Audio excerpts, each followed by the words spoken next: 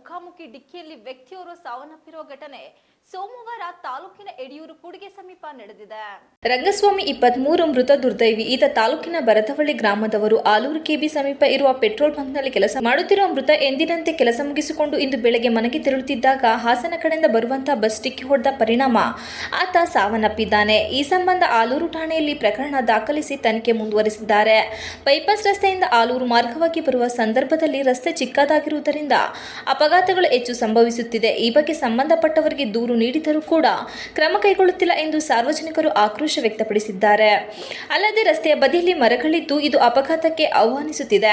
ಅರಣ್ಯ ಇಲಾಖೆ ಸ್ಥಳೀಯರು ಸಾಕಷ್ಟು ಬಾರಿ ದೂರು ನೀಡಿದರೂ ಕೂಡ ಗಮನ ಹರಿಸುತ್ತಿಲ್ಲ. ಇದೇ ರೀತಿ ಮುಂದುವರೆದರೆ ಮುಂದೆ ದಿನಗಳಲ್ಲಿ ಪಟ್ಟಣದ ನಿವಾಸಿಗಳು ಬೃಹತ್ ಪ್ರತಿಭಟನೆ ನಡೆಸುವುದಾಗಿ ಎಚ್ಚರಿಸಿದ್ದಾರೆ.